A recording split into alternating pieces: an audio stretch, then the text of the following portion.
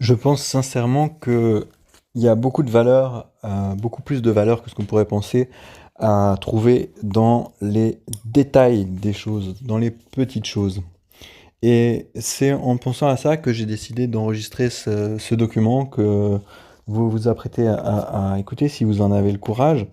Ça risque d'être un peu long. J'avoue que comme j'ai pas fait ça souvent, euh, je suis pas trop sûr de savoir combien de temps ça va durer.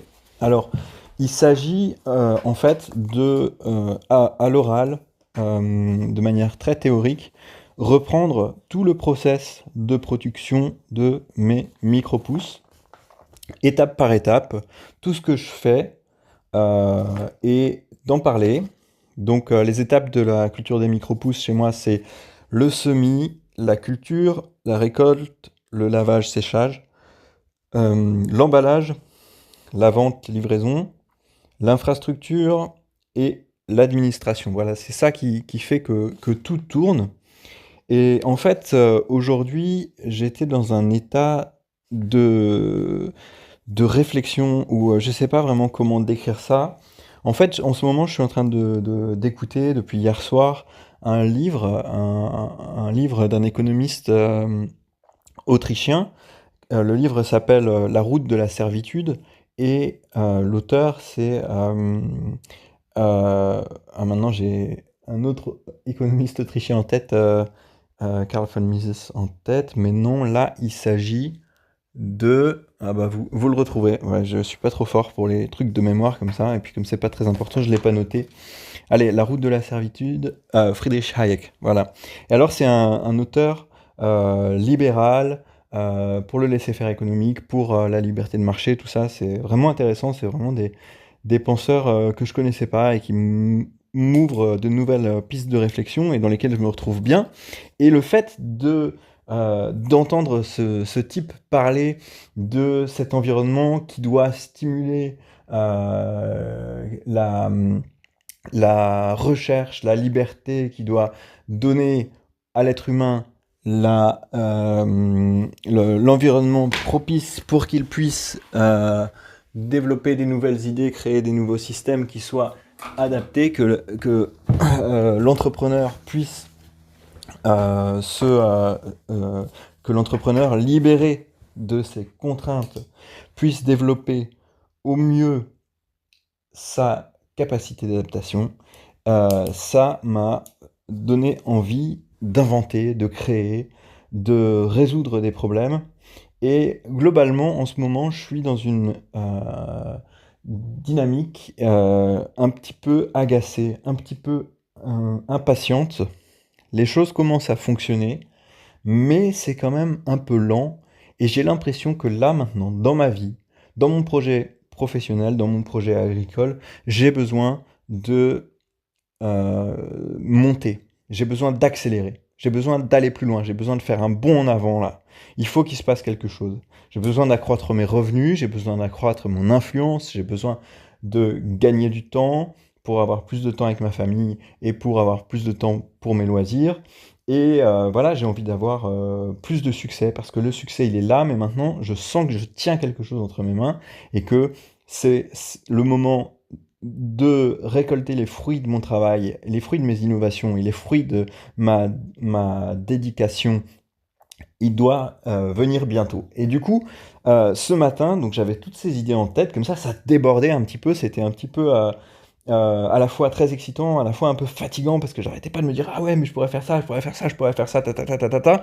Et notamment, principalement, la question que je me suis posée, c'est, ok, comment est-ce que je peux faire exactement ce que je fais maintenant, mais produire plus et que ça prenne moins de temps. Parce que je veux produire plus, là maintenant j'ai la vente, j'ai les clients qui sont là, j'ai pas vraiment de problème à ce niveau-là, je pense. Euh, mais par contre, ce que je voudrais, ça serait réussir à augmenter la production. Parce que là, je suis un petit peu limité, je tourne autour de 20 kilos par récolte, et c'est bien, mais je sais que c'est possible de monter jusqu'à 30 kilos, disons 25 ou 30 kilos, d'atteindre une moyenne peut-être de 26 kilos. Et je pense que avec un petit effort de vente, je pourrais, sans augmenter le temps de livraison ou de manière très marginale, je pourrais vendre 25 kilos en moyenne par livraison. Et dans ce cas-là, mon revenu augmenterait significativement parce que il y aurait pas beaucoup de dépenses en plus pour avoir ces 5 kilos vendus en plus et 5 kilos par vente. 5 kilos, ça fait à peu près 160 euros. Pardon, 5 kilos, ça fait à peu près 160 euros, c'est ça. 160 euros par vente, avec 2 ventes par semaine, ça fait 8 ventes par mois. Et 8 par 160, ça fait 480 plus 800, ça nous fait 1280, je crois, euros en plus euh, par mois.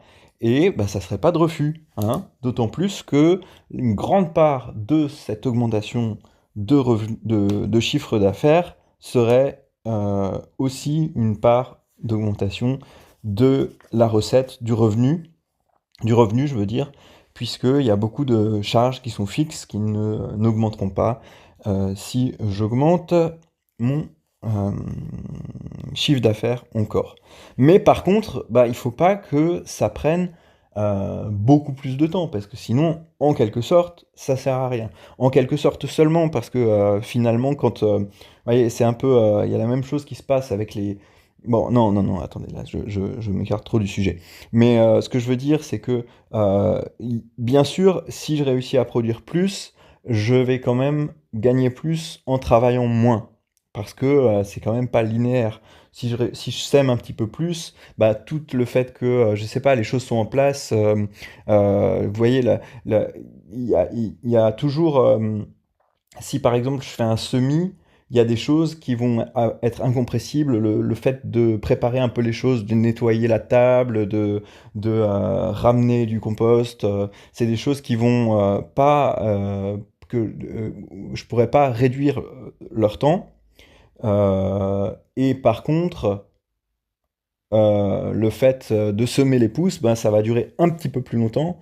Mais en gros, l'ensemble de l'opération, si je multiplie par 2 le nombre de semis, ça va pas durer 2 fois plus longtemps, mais ça va durer, disons, je sais pas, 1,5, 1,6, 1,7 fois plus longtemps. Bon, mais donc, j'ai quand même pris du temps ce matin, et là, avec un papier, j'ai essayé de faire cette réflexion, de me dire comment je peux faire pour réinventer les choses en fait. Parce que c'est une chose de prendre ce qu'on a et d'essayer de l'améliorer, mais parfois ça fait du bien aussi de se dire, tiens, mais comment est-ce que je pourrais faire pour changer le système et inventer quelque chose de nouveau et qui me permettrait de faire la même chose, mais beaucoup plus facilement.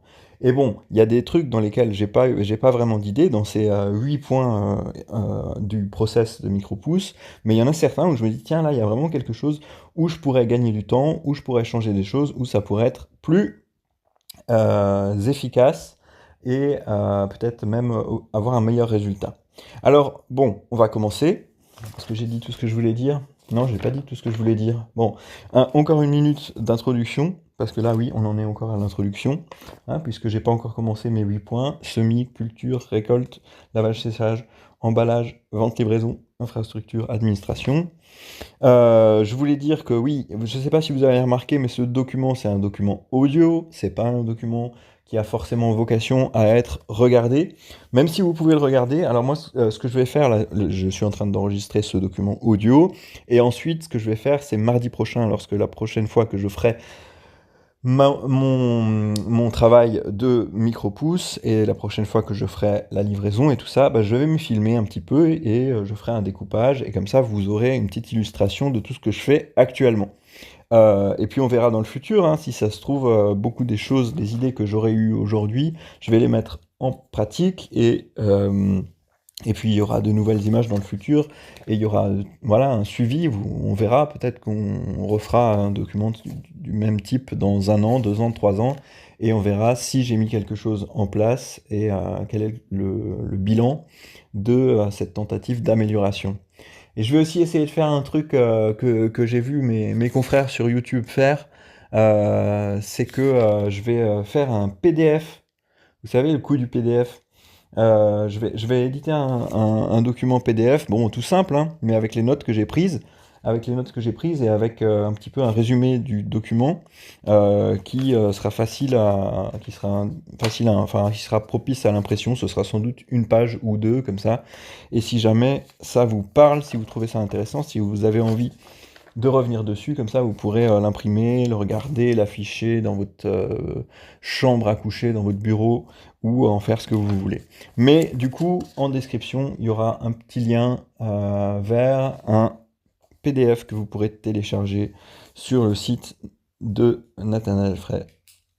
Voilà. Alors, ça y est, on commence. Donc, on commence bien sûr toujours en agriculture par un semis. Et pour l'instant, le semis, on le fait sur une table dans un atelier qui est séparé. On a trois bâtiments, la serre, le labo où on lave et on emballe, et l'atelier, qui est l'endroit où on stocke les outils et l'endroit où on sème les pousses. Et on stocke pas mal de matériel aussi. Alors c'est une grande table hein, en bois, toute simple, et sur cette table, on met les plateaux, on met du substrat, on met du terreau, on va dire. Non, du substrat, je préfère le mot substrat. On met du substrat dans les plateaux et ensuite on sème par-dessus. Et puis une fois qu'on a semé par-dessus, on prend les plateaux, on les met dans la serre, on les arrose, on les met les uns sur les autres pour qu'ils germent bien. Et voilà, c'est parti. Alors là, il y a une chose évidente qui est à améliorer, c'est que euh, pour l'instant, donc, on prend ces plateaux, on sème dedans, et ensuite on les déplace pour les mettre dans la serre. Et bah, ce que je me dis, c'est que ça n'a pas de sens. Il faudrait semer quelque part et ensuite laisser les plateaux là où ils sont et poser les autres plateaux par-dessus et semer par-dessus. J'ai déjà fait un petit essai pour ça. C'est faisable, c'est un peu difficile, mais c'est faisable. Il faut juste être un petit peu plus précis et du coup, il faut s'organiser pour que cette précision ne soit pas trop chronophage. Il y a une autre question, c'est où est-ce qu'on fait ça? Parce que pour que les graines germent vraiment bien, il faut qu'elles soient dans un environnement propice. Et pour l'instant, elles germent dans la serre. Et puis c'est bien, c'est pas une mauvaise chose qu'elles soient dans la serre pour germer. Il fait chaud, il y a la bonne hygrométrie et tout ça. Donc on pourrait semer et les laisser directement dans la serre. Ça serait vraiment une bonne chose. Mais il y a un souci, c'est que en été dans la serre, il fait très très chaud. Donc ça risque de poser problème. Vous voyez, parce que c'est une chose de travailler quand il fait dehors, quand il fait chaud. C'est encore autre chose de travailler dans une serre comme ça qui est à 30, 35, 40 degrés et de faire un effort physique. Et c'est encore une autre chose de le faire soi-même quand c'est son propre projet, mais c'est encore autre chose de le faire à des employés. C'est des conditions de travail qui sont un petit peu difficiles. Donc il faut voir si je réussis à faire que la température ne soit pas trop élevée dans la serre, même en été, ou alors il faut vraiment qu'on transforme le process pour que systématiquement le semis, on le fasse le matin ou le soir, quand il fait pas encore trop chaud. Et puis après, si c'est dans la serre, pas trop, il faut pas trop mettre de la saleté partout, du terreau partout. Et bon, ouais, ça c'est possible. C'est juste quelque chose à changer parce que pour l'instant on est dans cet atelier là et puis on balance un peu du terreau partout. C'est pas grave, c'est un peu fait pour ça, donc c'est pas un problème. Mais si on commence à balancer du terreau dans la serre, ça va être un peu problématique, ça va être trop sale. Donc il faudra être beaucoup plus précis, un peu moins brut. Ce qui n'est pas une mauvaise chose en soi. Donc ça, je pense que c'est quelque chose que je peux mettre en place assez rapidement. Voilà, il y a deux, trois petits détails à voir, mais c'est possible, surtout cette question de chaleur. Après, l'autre possibilité, ça serait de mettre une chambre de germination dans l'atelier, et donc ce serait un espace qui serait séparé, qui serait chauffé, qui serait déshumidifié, qui serait géré, je sais pas comment, mais qui serait séparé de la serre. Alors ça serait peut-être pas mal, parce que ça séparerait un petit peu les deux espaces, et comme les graines sont très fragiles quand elles sont petites, ça, en théorie, je vois comment ça pourrait être une bonne chose les séparer. Mais en pratique, bah, ça marche quand même bien le fait d'avoir cette serre qui a les bonnes conditions et de juste d'avoir le tout dans le même endroit, la germination, la culture, tout ça, tout se passe au même endroit. Ça marche bien, ça me plaît, c'est élégant. Et l'avantage aussi de faire pousser les graines, de faire germer les graines dans la serre et de les semer dans la serre, c'est qu'on n'aurait plus vraiment besoin de l'atelier. Si un jour je veux créer un autre système, une autre infrastructure ailleurs pour produire des micro-pousses, ça serait un plus d'avoir besoin de deux bâtiments seulement. Une serre pour semer et pour faire pousser les pousses, et un labo pour les laver. Ça serait vraiment génial.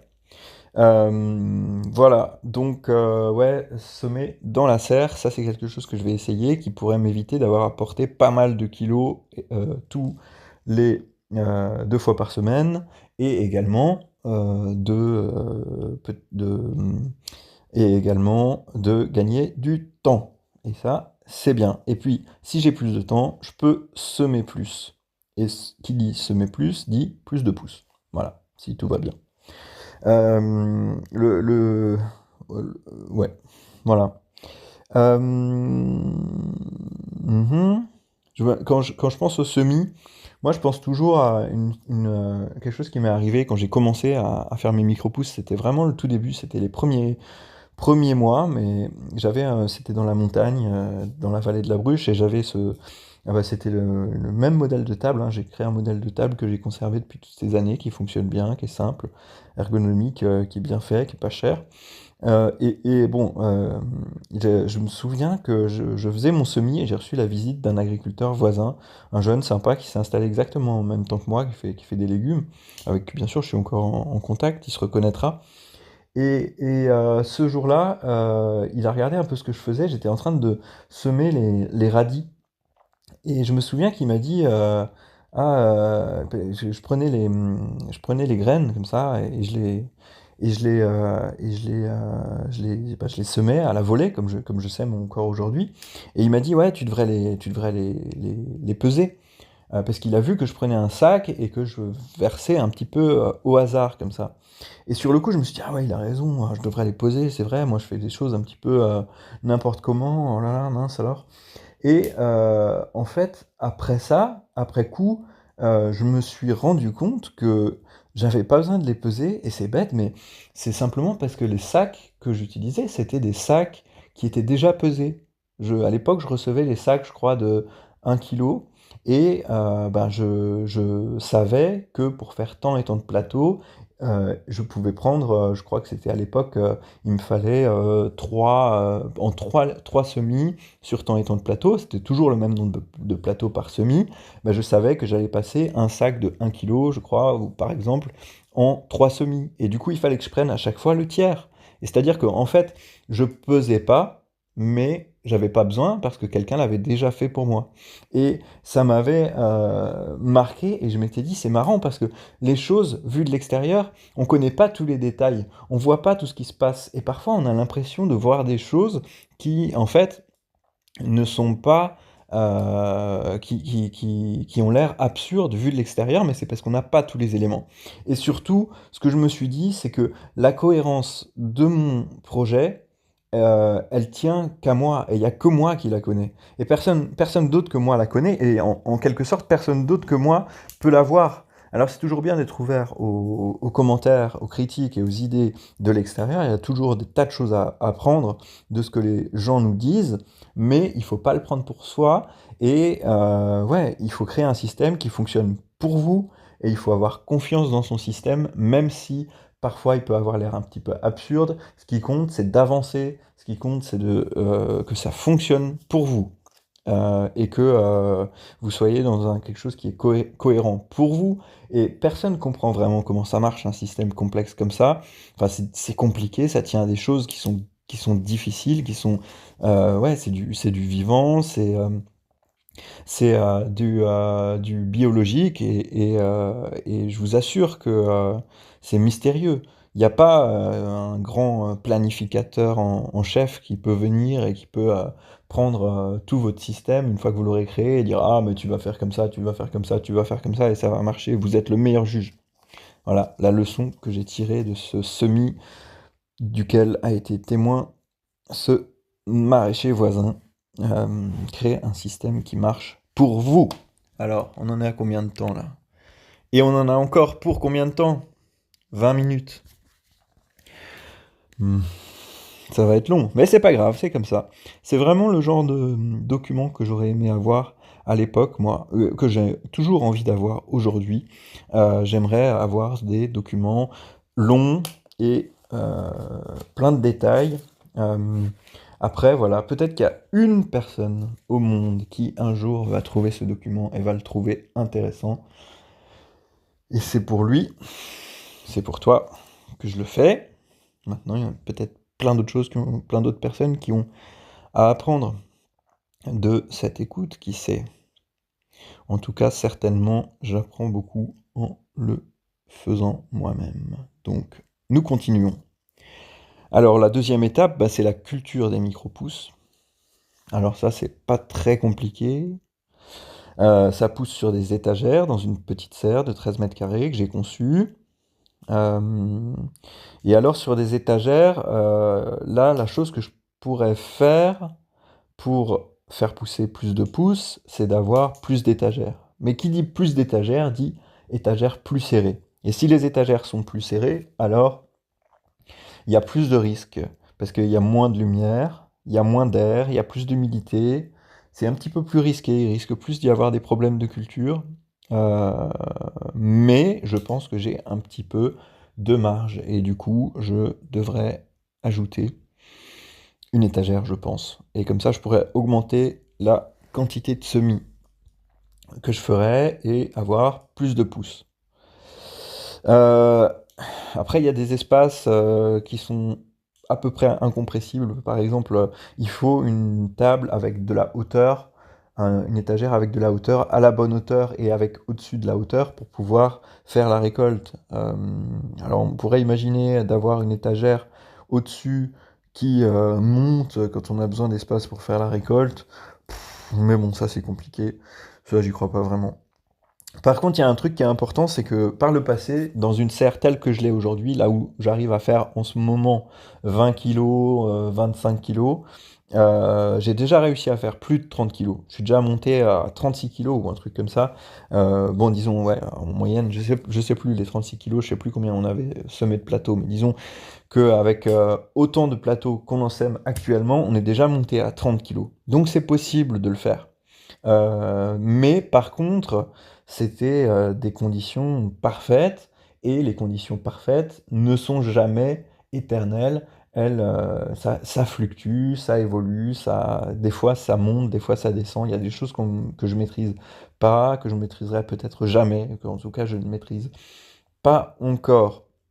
Du coup, c'est une chose d'augmenter le nombre de plateaux semés pour récolter plus, mais il faut aussi faire un travail sur la densité. Parce que sur moins de plateaux, on peut semer à fond, et si les conditions sont bonnes, si tout est parfait, on peut récolter vraiment beaucoup. On peut avoir vraiment beaucoup de pousses, bien de bonne qualité, sur, voilà, moins de plateaux. Et à l'inverse, c'est pas parce enfin, c'est possible que ça arrive, qu'on sème beaucoup plus de plateaux, et que parce que les conditions sont plus difficiles, parce qu'on fait des petites erreurs, pour différentes raisons, on récolte moins. Donc voilà, c'est un petit peu un risque de semer plus, parce que en plus de ça, dans la serre, c'est vrai entre étagères, comme je disais, que plus les étagères vont être serrées, et moins il y aura de lumière, moins il y aura d'air, et plus il y a de risques. Et ça, c'est vrai aussi globalement dans la serre. Plus on va mettre de plateaux, plus il y aura de terre, plus il y aura d'humidité dans le substrat, éventuellement plus il y aura de pousses, bon, et alors l'air sera plus saturé, et ce sera un petit peu plus difficile d'avoir des résultats régulier. Donc, il faut faire un peu attention à ça. Mais aujourd'hui, bah, je suis un petit peu coincé là et je produis pas assez de pousses. Donc, à partir du prochain semis, je vais semer. Ouais, je pense que je vais. Là, je suis à 36 plateaux. Non, j'ai fait 38 au dernier semis, 38 plateaux, c'est ça, ouais. 18 de radis, 10 de tournesol et 10 de petits pois, oui, c'est ça, ça fait 38. Et ben, je pense que je vais passer à 45 plateaux pour le prochain semis. Tout ça étant les conditions de culture sont assez difficiles dans cette serre. Enfin, elles sont difficiles en partie. Il y a des difficultés propres à cette serre. Cette serre, elle est, c'est une serre. Oui, c'est une serre. Et ça, c'est pas si évident que ça, c'est pas si normal que ça, parce que la plupart de mes concurrents produisent leurs micro-pousses dans une cave, dans un garage, dans un espace fermé, où bah, les conditions de culture sont peut-être un peu plus faciles pour certaines choses, notamment parce que il n'y a pas trop de chaleur et que la chaleur c'est un des grands problèmes. Il y a aussi pas d'oiseaux, il y a pas peut-être un petit peu moins de... Ouais, bon, en tout cas, moi, je suis très heureux d'avoir ma serre, d'être à l'extérieur, parce que moi, j'ai un projet qui est agricole, un projet qui est paysan. Il ne s'agit pas seulement de faire de l'agriculture urbaine dans une petite usine complètement artificialisée. Moi, j'ai envie d'avoir mon projet qui se développe vers quelque chose qui soit paysan. Et donc, je suis content d'avoir ma serre à l'extérieur, même si parfois, ça rend les choses peut-être un petit peu plus difficiles.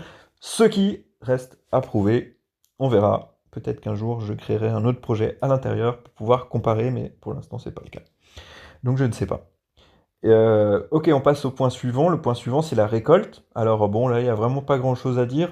On récolte au couteau, avec un petit couteau, enfin un grand couteau de cuisine, qu'on affûte deux, trois fois en récolte, parce qu'il s'émousse assez vite au contact de ces petites tige, hein, une tige de plante. Le végétal, c'est pas que c'est très solide, mais par contre, bah, c'est très nombreux, hein. Il y a des dizaines de milliers, voire je sais pas, j'ai aucune idée de combien de, euh, de pousses on découpe par semaine, mais il y en a quoi, peut-être des centaines de milliers par récolte. Et du coup, le couteau s'émousse, alors on l'affûte. On met des gants de protection, hein, parce que je suis allé à l'hôpital une fois. Après, pendant la récolte, je me suis coupé et je me suis taillé dès le pouce. Ce qui était vraiment absurde d'ailleurs, hein, ma foi, de récolter ses pouces sans gants. Mais voilà, on fait des erreurs, on apprend au fur et à mesure. Euh, et du coup, là, bon, bah, pour améliorer, qu'est-ce qu'on pourrait faire? Alors, il y a des machins qui permettent de récolter les pousses à bah, des trucs, je sais pas, des systèmes comme ça, avec des lames qui tournent très vite, et puis ça part dans un panier et tout. Il y a même des tapis roulants sur lesquels on peut mettre des plateaux, et puis ça va tout récolter. Mais bon, moi j'aime pas ça. C'est un travail de précision, la récolte. Il y a toujours des zones qui sont pas très bonnes, des zones qui sont un peu mieux et tout ça. Et je vois pas. Je pense que c'est un moment où il vaut mieux le faire soi-même, à la main. Et ce que je sais, c'est que en fonction de sa technique, en fonction de l'énergie qu'on y met, et en fonction de la qualité des pousses aussi, surtout, mais bon, on peut faire ça très très vite récolter, ça peut durer 30 minutes, ça peut durer une heure, comme ça peut durer 30 minutes. Et du coup, si y met la bonne énergie, ben, c'est pas trop long. Et il y a des avantages à le faire à la main. Parfois, la technologie peut, je trouve, être plutôt une contrainte et être un peu superflue, alors qu'un bon vieux couteau, un bon vieil affûteur, des bacs, et puis hop, c'est parti. Avec la bonne dynamique, si on est diligent, on arrive à avoir des bons résultats. Euh, du coup, on passe à l'étape suivante qui prend pas mal de temps, hein. C'est le lavage et le séchage. Alors déjà, on doit trier les coquilles des tournesols. J'ai pas encore réussi à mettre en place un système qui fonctionne à long terme où on n'a pas besoin de faire ce tri. Il y a des périodes où ce tri dure 5 minutes et voilà, pour pour de grandes quantités de pousses, parce qu'il y en a pas beaucoup, parce qu'elles sont tombées. Et parfois, bah, ça a un peu moins bien poussé, et du coup, ça prend 1 heure pour pas beaucoup de pousses. Mais il faut qu'on ait nos tournesols dans notre mélange, c'est comme ça. Ça, j'ai pas encore de moyen de l'améliorer, j'y ai pas encore trouvé. Ça viendra peut-être que juste il faut que j'améliore la culture, parce que mieux ça pousse, plus les coquilles tombent. Mais bon, ensuite on passe nos pousses dans des bacs remplis d'eau, on fait 5 bains dans des bacs différents. Il y a un bac, l'avant-dernier, où on va mettre un petit peu de javel pour désinfecter, et ensuite on rince dans un bac d'eau claire, et on met nos pousses dans une essoreuse, et ensuite on les essore et on les met sur une table où elles vont sécher. Et là, c'est vraiment donc ça, c'est un processus qui va durer entre 1 heure et demie et 2 heures, et ça prend du temps. Et donc, enfin, non, le lavage-séchage, non, le lavage, pardon, c'est le lavage qui dure à peu près entre 1 heure et 1 heure et demie, en fonction de la quantité de pouces. Et c'est beaucoup de mouvements, c'est très contraignant. Et j'ai déjà eu des idées, j'ai déjà vu des choses sur Internet, des systèmes comme ça, très complexes de lavage de salade et de micro-pousses, où il y a des petits tapis roulants, des petites roulettes comme ça qui tournent et qui vont faire que les pousses vont passer d'un bain à l'autre et tout ça. Mais moi, je me suis inspiré d'un autre système que j'ai déjà vu, c'est une espèce de tonneau comme ça qui permet de laver les légumes. Et je me suis dit que c'était peut-être une bonne idée pour les micro-pousses et que ça valait le coup d'essayer. Alors je pense que je vais essayer de faire ça assez rapidement pour pouvoir faire un test. Mais l'idée, c'est de fabriquer un tonneau dans une espèce de grillage, un truc bon, assez avec pas mal de vide et un truc qui tourne dans lequel je mets mes pouces, dans lequel je mets toutes mes pouces, un peu comme un très grand tonneau de sèche-linge. Vous voyez, le sèche-linge, c'est un tonneau avec des trous dedans, là, en métal, en acier inoxydable. Et ben, l'idée, ça serait de faire ça, mais très long et un peu plus grand, et d'avoir un système qui arrose délicatement ce tonneau qui tourne, et toutes les pousses dedans, du coup, ben, sont rincées en permanence, et sont tournées, sont brassées, et du coup, j'ai l'impression que si je fais tourner ça suffisamment longtemps, bah, ça devrait laver les pousses correctement. Après, si je veux encore les passer un petit peu à la javel, je peux toujours à un moment passer à une eau dans laquelle je mets un petit peu de javel et que j'envoie dessus, et ensuite je les re-rince. Enfin, j'ai l'impression qu'un système comme ça a l'avantage de pouvoir s'automatiser, et du coup, bah, pouvoir tourner pendant 2, 3 heures s'il le faut, sans que ça, voilà, ouais, sans on ait besoin de s'en occuper. Donc les laver comme ça, et ensuite, bah, ce qu'il y a aussi d'intéressant dans ce système, j'ai l'impression, ça serait que on pourrait ensuite passer au séchage exactement dans le même système. C'est-à-dire que d'abord on envoie de l'eau dessus pendant un temps pour que ça se lave, et ensuite, une fois que c'est bien propre, bah, on envoie de l'air, on met des ventilateurs et on laisse tourner, ou juste on laisse tourner, mais bon, après, les pousses, elles ont quand même envie d'être au frais assez rapidement, donc disons qu'on met des ventilateurs, hop, et comme ça tourne, ça brasse, ça sèche, et voilà, et tout ça, c'est très facile à automatiser, et ça serait quand même 1 heure, 1 heure et demie, ou disons, je sais pas, ouais, un peu moins de temps, euh, ouais, pour faire ce travail. J'ai l'impression que c'est possible. Il y a un souci, c'est que là, pour l'instant, le bain permet quand même pas mal l'évacuation de déchets, hein. Quand les premiers bains dans lesquels passent les pousses, quand toutes les pousses sont passées, c'est sûr ils sont un peu crades, et je crains que la saleté qui est sur les pousses, qu'on veut enlever, au lieu de tomber, bah, reste dans le plateau, reste dans ce tonneau, et du coup, bah, que ça marche pas très bien. Mais bon, ces saletés, elles se dissolvent, elles sont quand même les saletés, c'est de la terre, c'est des graines, enfin des coquilles de graines, c'est des trucs qui sont très petits, donc ça pourrait aussi marcher et tomber. Ouais, on va voir. Ce qu'il faut que je fasse là, c'est que je fasse un essai très rapidement, au lieu de me poser la question pendant très longtemps. Ce que je vais faire, je pense que ce que je vais faire, c'est que je vais essayer de fabriquer un petit modèle avec un grillage assez fin, pas un grillage trop large bien sûr, parce qu'on veut pas que les pousses passent à travers. J'ai essayé de faire ça sans trop me préoccuper de l'hygiène, juste pour le test. Il faut que ce grillage il soit bien arrondi, ça va pas être facile, mais c'est possible. Voilà, je vais essayer comment je pourrais faire pour faire un truc qui fonctionne, qui soit facile à faire. Donc j'ai un rond comme ça, un tonneau de grillage. Je le ferme sur les côtés. Avec quoi je le ferme sur les côtés? Je sais pas encore. Peut-être avec du papier, non, du tissu, avec du tissu. Ouais, un tissu que je trouve quelconque. Et puis après, comment je fais pour avoir un axe autour duquel ça tourne et qui est facile à faire et que ce soit pas prise de tête? Ouais, je sais pas, là je sais pas, mais peut-être qu'il faut juste passer une barre ronde à l'intérieur, genre un manche à balai ou un truc comme ça. Tac, tac, tac, tac, tac.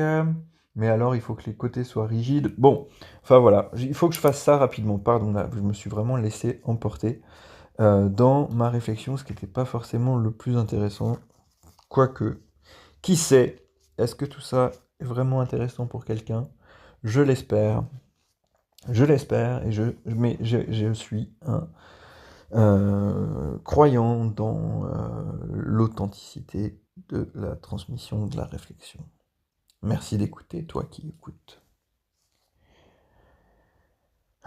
J'aime bien cette idée de tonneau parce que je trouve qu'elle remet un petit peu tout en question. Vous voyez, toutes les techniques de lavage que j'avais vues de pouces, ça reproduisait un peu ce que ferait un humain, c'est-à-dire ça prenait les pouces et ça les mettait dans un bac à côté, à un autre côté, machin.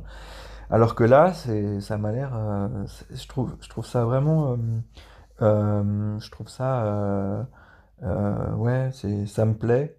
Je trouve ça élégant parce que c'est simple. Il y a un outil comme ça, en gros. Et ouais, ça prendrait moins de place. Et j'ai l'impression que ça pourrait être euh, facile. Enfin, ouais, pas trop difficile à mettre en place. Et simple et élégant dans la simplicité. Et multifonction. Et je sais pas. Ouais, ça me plaît bien. Voilà. Alors, ensuite, on passe à l'emballage. Alors l'emballage, ça, je vois pas vraiment comment je pourrais l'automatiser, hein, comment je pourrais vraiment gagner du temps. Si! Ah si, pardon. Au début, je me suis dit ça, que j'avais pas d'idée. Alors j'ai marqué pas d'idée, mais après, j'ai écrit quelque chose d'autre à côté. C'est grand format, point d'interrogation. Et oui, parce que ça, c'est une idée. Vendre, si j'arrive à produire beaucoup plus de pouces, alors j'aurai un surplus et du coup, je pourrais partir à la conquête de clients qui voudront m'acheter plus de pouces. Alors, j'ai pas envie de faire un tarif inférieur pour mes clients actuels qui m'achètent 2 kilos de pouces ou 3 kilos de pouces. Euh, Parce que, je sais pas, j'ai l'impression que là, c'est au juste prix. Par contre, j'ai des clients qui commencent à arriver, qui veulent m'acheter 5, 6, 7 sacs par livraison. Et là, ça commence à faire pas mal, et donc il faut que je réfléchisse à une solution alternative. Et du coup, là, ce que je me suis dit, c'est que ben, là, au lieu de leur dire ah bah ok, si tu m'achètes 8 sacs, disons, eh ben je te fais une promo, je pourrais dire eh ben écoute, je te fais donc un sac c'est 600 grammes, du coup 8 sacs ça fait 4,8 kilos. Du coup, je pourrais leur dire, bah écoute, je te fais je te fais une livraison de 5 kilos, mais dans un sac, dans un contenant. En l'occurrence, j'ai des glacières, alors je pense que je pourrais leur dire, tiens, je te livre une glacière et trouver un modèle de grand sac comme ça qui rentre dans la glacière, dans laquelle je mets 5 kilos de pouces et puis je leur livre ça à un tarif avantageux. Et du coup, c'est 5 kilos livrés comme ça facilement et surtout emballés très facilement. Ça va vraiment vite de mettre 5 kilos de pouces dans un grand sac comme ça. Donc ça pourrait être quelque chose d'intéressant, de faire des plus gros formats à un bon tarif. Mais il faut pour ça que j'atteigne là, les 30 kilos. Si je veux faire ce genre de format et essayer de le vendre, je pense qu'il faut que j'atteigne les 30 kilos parce que ouais, pour pouvoir les passer, il faudra que je baisse le prix assez substantivement. Donc voilà, ça c'est une idée quoi. Pour l'instant, j'ai oublié de vous dire ce que je fais pour l'instant. Donc pour l'instant, j'ai deux formats. J'ai le format boîte de 100 grammes, c'est des petites boîtes en carton, en craft, rondes, avec un couvercle transparent. Et je fais aussi des sacs de 600 grammes, donc l'équivalent de 6 boîtes, un peu moins cher au prix au kilo. Et donc l'idée, ça serait d'ajouter un troisième format avec probablement des glacières. Parce que toutes ces boîtes et tous ces sacs que j'emballe, je les mets ensuite dans des glacières qui sont, elles, toutes les mêmes, dans lesquelles on fait les livraisons. Et du coup, ce format de 5 kilos, ça pourrait être directement dans la glacière ou un grand sac qu'on met dans la glacière ou je sais pas, quelque chose comme ça. On pourrait trouver quelque chose. Ça pourrait intéresser certains clients peut-être et ça pourrait nous permettre de vendre beaucoup en prenant moins de temps pour emballer. Mais bon, ça c'est pas un gain de temps très très important, hein, je pense. Ok, ensuite on passe à la vente, livraison. Voilà, la vente et la livraison, ça va un peu ensemble, hein. Donc pour l'instant, ce que je fais, c'est que je vends principalement au restaurant de Strasbourg, au centre-ville. Je prends mon vélo, hop, et je fais les livraisons dans une soixantaine de magasins, hein. J'ai au moins 60 clients. Là, en ce moment, ils me contactent, j'ai un peu du mal à suivre, j'ai des nouveaux clients, je cherche pas, je démarche pas. Mais quand je cherche des nouveaux clients, ben, du coup, comme j'ai déjà tout un parcours, je cherche de préférence les clients sur ce parcours-là. Je vais faire mes livraisons et je vais me dire, ah tiens, là, il y a un resto qui est un peu sur le chemin, je vais aller voir s'il ne serait pas intéressé. Parce qu'un client qui veut m'acheter des pousses, mais qui est très éloigné, bah, ça va faire qu'il va falloir que je fasse tout un tour pour y aller et ça va me prendre du temps. Alors que si j'ai déjà un itinéraire et que sur cet itinéraire, je trouve un client, et ben c'est bingo parce que ça prend presque pas plus longtemps et je vends plus. Maintenant, les pistes de réflexion que je recherche, c'est des pistes de réflexion qui sont liées à ma volonté de rendre mon modèle beaucoup plus reproductible, comment faire pour scaler mon entreprise. Et pour ça, ben, le modèle de vendre juste au restaurant dans le centre-ville d'une ville gastronomiquement assez dynamique comme Strasbourg, ben, ça se reproduit bien dans des grandes villes, mais bon, voilà, j'ai l'impression que c'est pas que il y a d'autres opportunités à trouver en proposant des produits, en faisant que mes pousses deviennent des produits qui aient plus de clientèle, en fait, tout simplement pour vendre pas que dans le centre-ville au restaurant, mais aussi pour vendre aux particuliers dans les banlieues, dans la banlieue, en l'occurrence, commencer par vendre dans la banlieue de Strasbourg. Et pour ça, il y a deux pistes. Premièrement, c'est de passer en bio et de pouvoir vendre dans les magasins bio, dans lesquels j'ai l'impression qu'il y a vraiment une clientèle potentielle de dingue, qui seraient très intéressés par mes produits s'ils étaient bio. En l'occurrence, ils ne le sont pas pour l'instant, mais c'est pas faute d'essayer pour moi, mais je sais pas, c'est chelou la réglementation bio sur les micro-pousses, je comprends pas. Alors il faut que je change mon process, parce qu'il faut que je change le substrat. Parce que en bio, on n'a pas le droit d'utiliser un substrat naturel pour faire pousser des micro-pousses, il faut que ce soit un substrat abiotique.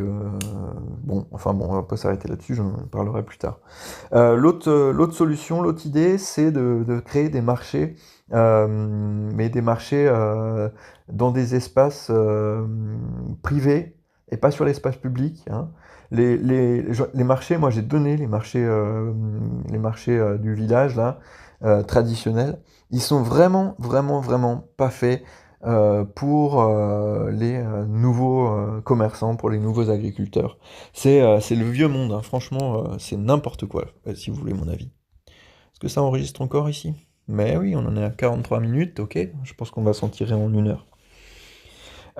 Oui, les marchés du mercredi machin matin, là, les trucs où il faut venir à 7 heures du matin pour avoir une place, peut-être, et ensuite il faut poireauter jusqu'à 9 heures, parce qu'avant 9 heures il n'y a pas de clients, et ensuite il y a des clients entre 9 heures et 11 heures, et demie, et ensuite et il faut rester jusqu'à 14 heures machin, parce qu'on peut plus sortir avant et ça te prend 7 heures, mais encore avant, il faut charger et tout ça. Et ben, je vais vous dire un truc, ça doit disparaître, ces trucs. Je suppose que cette idée ne va pas être très populaire, mais c'est des marchés qui sont faits pour un ancien monde. Hein, parce que qui c'est qui a le temps d'aller au marché pour faire ses courses? Je veux dire, c'est n'importe quoi. Un marché, quand on fait les marchés, il y a des vieux qui ont le temps parce qu'ils sont retraités, et après, il y a quelques personnes qui ont un mode de vie qui leur permet de faire ça. Mais je pense qu'il y a 30 ans, ou même il y a encore 20 ans, enfin je sais pas, à un moment c'était légitime, mais c'était parce que bah, les femmes elles travaillaient pas, quoi. Et du coup, elles pouvaient faire leurs courses. Mais maintenant, je veux dire, ça marche plus ce système. Et pour pouvoir réussir à gagner sa vie sur un marché comme ça, franchement, il faut être hyper diversifié. Parce que sinon, ça sert à rien. Moi, si tu as un produit, si tu as deux produits, ce qui est vraiment une excellente stratégie pour commencer une entreprise, pour commencer une exploitation agricole surtout, bah, si tu as ça, bah, tu n'auras pas assez de clients qui vont... Enfin, tu feras pas assez de chiffre d'affaires. Et ça vaudra pas le coup de venir et de s'installer et tout ça. Non, non, non. C'est des marchés qui sont faits pour les... En fait, soit pour les grandes exploitations traditionnelles qui sont là depuis 150 ans. Et en 150 ans, c'est facile de trouver un peu de diversification. Mais encore, je sais même pas s'ils trouvent, eux. Et surtout, c'est fait pour les revendeurs qui, d'ailleurs, vous savez peut-être pas, mais enfin, sur les marchés, euh, c'est pratique pour eux parce que bah, le matin, ils se font livrer leur palette de produits. Hein, ils déballent tout, tchac, tchac, tchac, tchac, tchac, et ensuite ils mettent tout sur l'étal, ils font comme s'ils allaient le cueillir dans le champ d'à côté, comme si c'était eux qui l'avaient produit, ou ils donnent un côté, un aspect paysan, un aspect sympa au truc, et puis ensuite bah, ils repartent et ils laissent encore parfois même leurs déchets derrière eux, et c'est la collectivité qui va en débarrasser, qui va les en débarrasser. Mais c'est pas fait pour des projets agricoles comme les nôtres, j'ai envie de dire. Toi qui m'écoutes et moi qui parle, on a besoin d'économiser du temps, parce que si on veut être producteur, ben, on n'a pas beaucoup de temps. Hein. Et donc, l'autre modèle de marché qui doit se développer, c'est les marchés privés, c'est-à-dire trouver des espaces privés où les entreprises, les privés, on accepte d'avoir un marché qui soit un marché fait pour les gens qui passent par là. C'est-à-dire mettre un marché sur, bah, sur l'espace public mais privé, disons sur un parking privé par exemple d'une entreprise, je sais pas moi, ben, on va pas aller faire ça évidemment dans des grandes surfaces, mais disons je sais pas moi, l'animalerie, tiens, ça c'est une idée, voilà. On va avoir un accord avec l'animalerie du coin, et on va mettre un petit marché de producteurs sur cette animalerie entre 16 h et 18 h le samedi, un truc comme ça. Et il faut repérer les moments où tout le monde sort du bureau, où tout le monde passe par là, et où c'est facile pour les gens de s'arrêter, de prendre deux, trois trucs, ou d'avoir une commande toute prête pour que ce soit drive, facile, on met dans le coffre, bam, on repart, on paye par carte, ou alors on a un abonnement, ou un truc comme ça. Il faut réinventer, en fait, le système du marché, parce que le vieux marché de 7 h à 14 h sur la place du village, ça ne fonctionne pas, ça n'est pas adapté au fonctionnement des gens aujourd'hui, et c'est en décrépitude. Et pardon, je suis un peu amer, mais je me suis un peu fâché contre les marchés à force d'y traîner. C'est très sympa, hein. Bien sûr que c'est très sympa, j'aime bien les marchés, j'adore être sur les marchés traditionnels, mais par contre, c'est pas une bonne opportunité économique. Et je les vois, les autres qui essayent de se lancer et qui vont sur les marchés, bah, ils dépriment. Alors les choses du passé, elles sont belles, bien sûr, mais n'oublions pas que c'est dans la nature des choses de disparaître, que l'entropie, ça existe, et qu'il vaut mieux, à mon avis, euh, prendre du temps pour se demander comment on peut créer des nouvelles choses qui vont fonctionner, qui vont tenir, qui vont être belles à leur tour dans le futur. Le point suivant, c'est l'infrastructure, parce que là on a fait le cycle, pardon, petite pause, on arrive dans une catégorie un peu différente, c'est celle des trucs qui tournent autour, quoi. Là on a fait semis, culture, récolte, lavage, séchage, emballage, vente, livraison, là les pousses elles sont semées et elles sont récoltées et c'est bon. Après il y a tous ces trucs qu'il faut faire dans la semaine, où faut vérifier les stocks, il faut toujours avoir du compost, de la tourbe, des emballages et tout ça. Donc je vais essayer de parler de ça un petit peu, et puis après encore un petit point rapide sur la question administrative, et puis ensuite on aura terminé ce tour d'horizon et ce tour de réflexion autour de ma production de micro-pousses. Alors ce que j'ai appelé l'infrastructure, donc c'est acheter des boîtes, acheter du compost, ramener tout ça.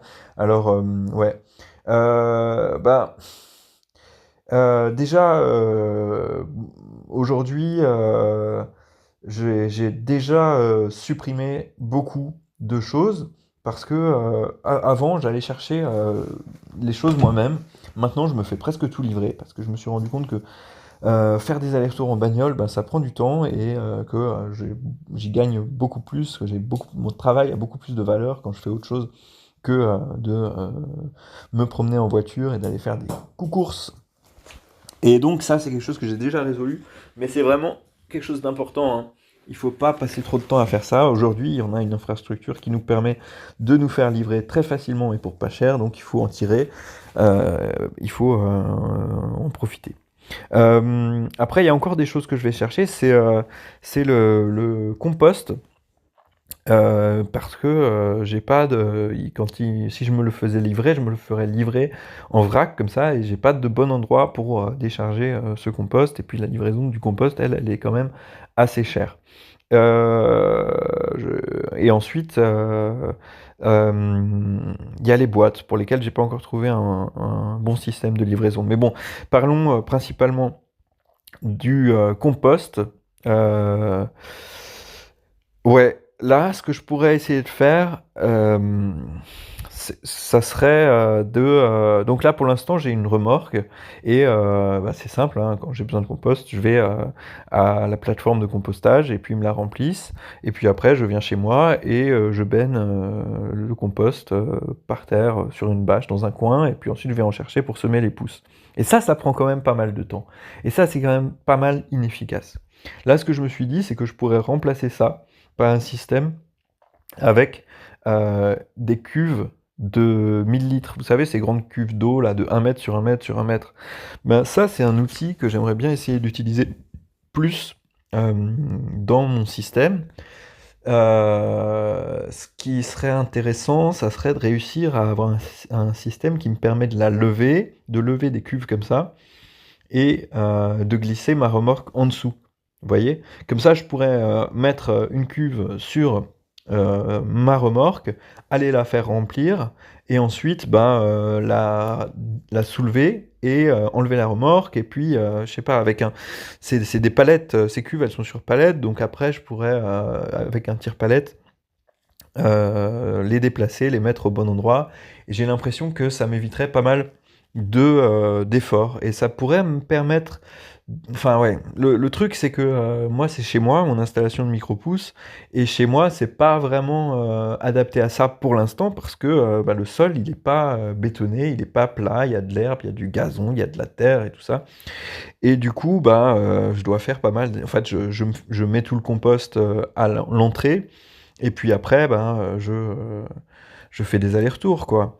Mais c'est quand même beaucoup de travail, et je pense que il y aurait moyen de mettre en place un système qui pourrait me permettre de rationaliser tout ça avec des cuves de 1000 litres, d'en avoir plusieurs, et je sais pas, éventuellement même de faire un partenariat avec la plateforme de compostage pour qu'ils viennent me livrer directement une de mes cuves de 1000 litres pleines de compost. Ça pourrait être intéressant. Mais après, donc, je vois bien comment ça pourrait marcher si je coulais du béton, je me fais un chemin de béton comme ça je pourrais faire passer un tire-palette dessus. Par contre, il y a un problème, c'est que j'ai pas le droit de faire ça. ou je sais pas trop, mais bon, j'ai fait un permis de construire pour installer mon installation, là, je l'ai fait moi-même. Quand on est agriculteur, on peut faire soi-même son permis de construire, hein. On n'a pas besoin d'un architecte, si on a envie, hein, c'était quand même galère, mais bon, je l'ai fait. Et il se trouve qu'il y a des règles à Strasbourg qui sont très contraignantes au niveau je sais pas comment ils appellent ça, j'ai oublié, mais le truc écologique de la zone, alors qu'il y a tout un calcul avec des pourcentages de si vous mettez 30% de ceci, alors vous gagnez des points et machin, il faut atteindre un score.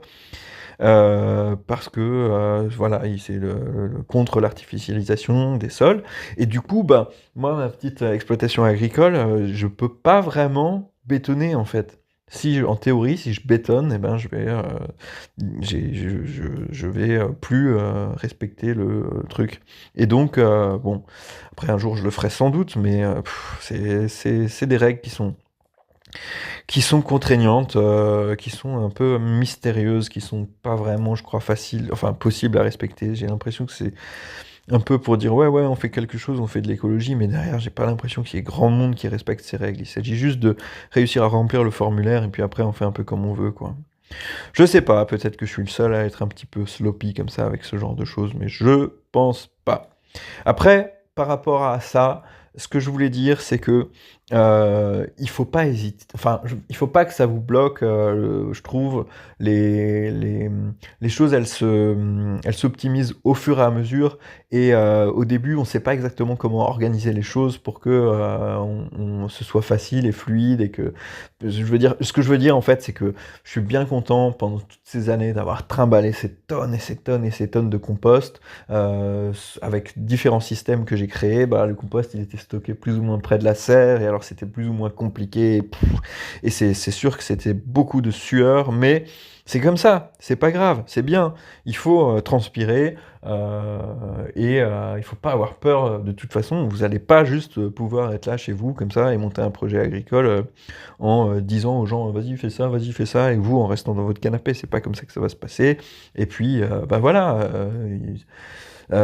parfois je sais pas, un jour je vais installer ce système de tire-palette et de cuves de 1000 litres, et puis du coup j'aurai plus besoin de pelleter enfin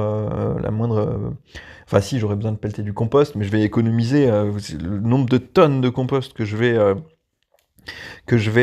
économiser en pelletage, ça va être très important. Et surtout si à ce moment-là, quand je me retournerai, je me dirai, eh mais attends, ça fait 7 ans que tu as fait ça 2 fois par semaine, et à chaque fois, tu as pelleté tant et tant de compost, et ça fait des tonnes, et des tonnes, et des tonnes, et des tonnes, mais c'est pas grave, ce qu'il faut, c'est avancer petit à petit. Et alors maintenant, le dernier point, c'est l'administration. Un petit point, en parlons-en rapidement. Donc au niveau des factures, pour l'instant, je fais les factures à la main, tous les mois, sur un site qui s'appelle Henri avec 2 R, Henrri, et ils sont super, mais ce que j'aimerais réussir à faire, peut-être, dans les temps qui viennent, c'est d'améliorer le système et d'automatiser les choses en mettant en place un système no-code que j'aurais conçu. Parce que j'ai l'impression que, quand même, c'est pas grave, ça me prend 1h30, 2 heures, enfin, on doit dire 3-4 heures par mois, de faire ces factures, et puis de les envoyer, et de regarder un peu mes comptes, et de voir qui c'est qui m'a pas payé, de renvoyer des mails de relance, tout ça. Mais il y a 2 choses, c'est que j'ai l'impression que ces 3-4 heures, je pourrais en économiser au moins 2-3 dessus, et c'est toujours ça de gagner, hein. 3-4 heures, 3 heures par mois, ça fait 36 heures par an, et 36 heures, ben, c'est une semaine de vacances. Enfin non, c'est pas vrai, parce que je travaille plus que 36 heures par semaine, bien sûr, mais bon. C'est quand même 36 heures, c'est quand même beaucoup. Et donc voilà, automatiser ça serait bien. Et ensuite, c'est aussi que ce que j'espère dans le futur, c'est me diversifier. Et actuellement, le système, il fonctionne comme ça, à la mano, je le fais moi-même, parce qu'il n'y a pas beaucoup de produits différents. S'il commence à y avoir 1, 2, 3, 4, 5, 6, 7, 8, 9, 10 produits différents, et ben là, ça va être plus compliqué. Ça va être plus compliqué de gérer les livraisons, de savoir qu'est-ce qu'il faut livrer où, les quantités, tout ça. Et aussi, bah, les factures seront plus complexes et ça prendra plus de temps. Donc, à un moment, il faut que j'ai un système euh, plus perfectionné et plus automatisé. Donc, je vais essayer de mettre en place. Voilà. Après, c'est le genre de système desquels je me méfie un petit peu parce que bien que j'ai envie de diversifier, bien que j'ai envie de proposer des nouvelles choses à mes clients, bah, c'est pas facile pour moi parce que quand je suis dans mes habitudes, c'est très agréable et ça tourne bien et je sais que je suis efficace et je sais que je fais de la bonne qualité et que je fais du bon service après-vente et que les clients sont très heureux d'avoir par exemple, d'avoir mes micro-pousses, mon mélange de micro-pousses qui est fiable, qui est presque toujours excellent, qui, voilà, c'est un produit toute l'année qui est stable et qu'ils connaissent et auquel ils peuvent avoir confiance. Et là, je sais que je vais pas faire d'erreur de livraison ou très peu, que en gros, je vais être fiable. Mais par contre, dès qu'il s'agit de rajouter quelque chose, de rajouter des fleurs ou de rajouter un légume ou de rajouter un autre type de micro-pousse et que c'est quelque chose que j'ai pas l'habitude de faire, et ben je vais me planter, je vais oublier, je vais partir et je vais oublier de le prendre, ou bien je vais oublier de le noter, ou bien je vais me tromper, ou ce sera de la moins bonne qualité. Enfin, c'est plus difficile pour moi. Et du coup, j'ai un petit peu peur que ça, voilà, ouais, en fait, c'était juste pour dire que j'ai un petit peu peur de diversifier parce que, non, en fait, ce dont j'ai peur, c'est de ne pas réussir à diversifier parce que je veux diversifier et j'espère que un meilleur système, plus complexe, plus automatisé, avec du no-code, qui me permet de gérer mieux et plus de produits, ça me permettra d'être mieux organisé. Le problème, c'est que parfois, ce genre de système crée des complexités et que c'est difficile à maintenir. Ça a l'air un petit peu miraculeux comme ça, mais il faut quand même être prudent quand on complexifie la technologie. D'ailleurs, peut-être que c'est pas une chose que je dois bricoler moi-même, peut-être que c'est quelque chose que je devrais un jour sous-traiter pour que ce soit bien fait. Voilà, alors bon, je sais que ce document d'une heure, du coup, hein, combien de temps ça fait là depuis combien de temps je vous parle? Bah, 1 heure et 1 minute et 20 secondes. C'est un document qui est assez personnel, c'est un document qui est sans doute assez illisible ou inaudible, enfin, pour beaucoup de gens, mais j'espère que je vous aurai transmis quelques détails, quelques informations qui auront pour vous de la valeur. Euh, voilà, moi j'ai le temps, je fais partie de ces auditeurs avides de documents longs, donc cet enregistrement, il est à mettre en perspective avec d'autres choses que je vais vous raconter, avec le temps long. J'ai décidé de documenter par l'audio, la vidéo et l'écrit mon projet et d'avancer dans cette direction de partage. Et donc, je le fais aujourd'hui. Peut-être que ce document, il est tout pourri et il intéressera absolument personne. Enfin, sauf toi, bien sûr. Toi, l'unique personne. Mais en tout cas, moi, il me sert aujourd'hui parce que j'apprends énormément en le faisant pour vous. Et je vous remercie d'être là et de me permettre d'avancer. Bye.